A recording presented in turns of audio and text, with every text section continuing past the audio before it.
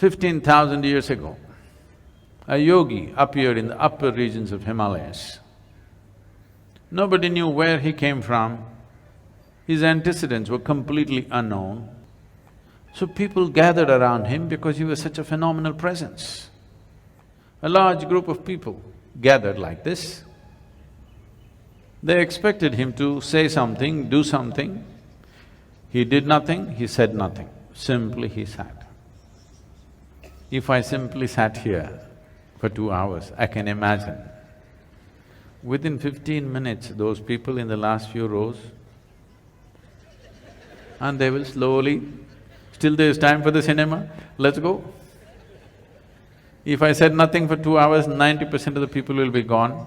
If I said nothing for 6 hours, only a few hardcore ones will hang on, rest are all gone. Same happened to him. He said nothing, did nothing, simply sat still. Not for a day, not for a week, for months on end, he simply sat still. Everybody was expecting a miracle, nothing happened, he just sat. But they were missing a most fundamental miracle because the nature of your body is such right now, you're well attended to. You had lunch in the afternoon and maybe you snacked in the evening and so that you don't fall asleep, you had a coffee and maybe you have something in your bag. So many things. All these things are being attended to, so this is fine. Suppose we just make you sit here for 4 hours. Sadhguru, at least some water? Okay, drink water. After drinking water, can we just sit here, Sadhguru? That one? Okay, do that and come. Sadhguru, okay, if you give this, the next one, no permission, this'll just go. Or in other words, what you call as a body is a series of processes. Only if you're attending to them, it's fine. If you don't attend to it, then you see what a trouble it is. When you do not attend to the body, if you're hungry or why all that, people say, how long 1 minute is, depends on which side of the bathroom door you are. From inside, somebody says just 1 minute. Outside, it's 1 eon, okay? So because this is the nature of the body. If you do not attend to it, it'll become so compulsive and get you into such big trouble. But here he just sat. He neither ate, nor drank water, nor went to attend to nature's calls, simply he sat still. People could not even make out whether he's alive or dead. The only sign of life was, off and on, tears of ecstasy were dribbling down his cheeks, otherwise he simply sat unmoving. Then only 7 people hung on. They realized the miracle of him sitting here like this, because if he has to sit here like this, he has transcended physical nature, otherwise you cannot sit like this. These 7 people hung on. Today we celebrate these 7 people as the Sapta Rishis. These were his first disciples of the Adiyogi.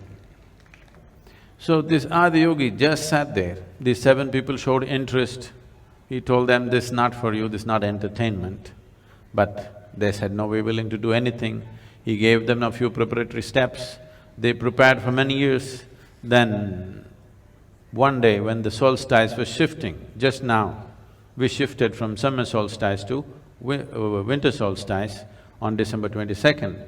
It'll again happen on June 21st, and this coming June 21st is significant for the world, because this is the day when Adiyogi first turned south and gave his teaching. Because the sun turned south, he turned south and started explaining the mechanics of being human.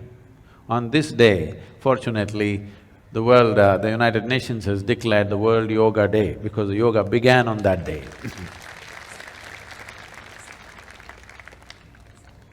This incredible process of exploring the human mechanics went into the process.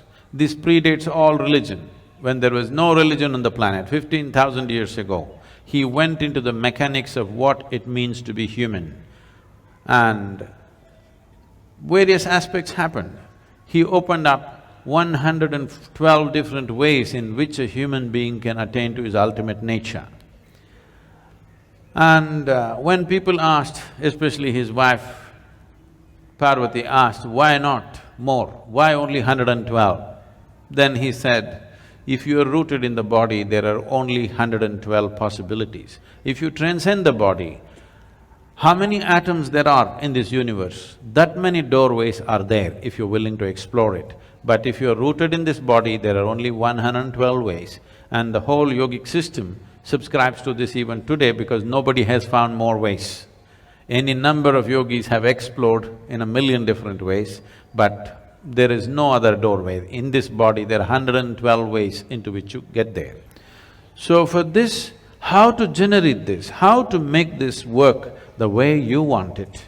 So this whole mechanics, he started, Adiyogi explored for many years, and he gave this elaborate knowledge to the world, and then asked these 7 people to go in 7 different directions in the world.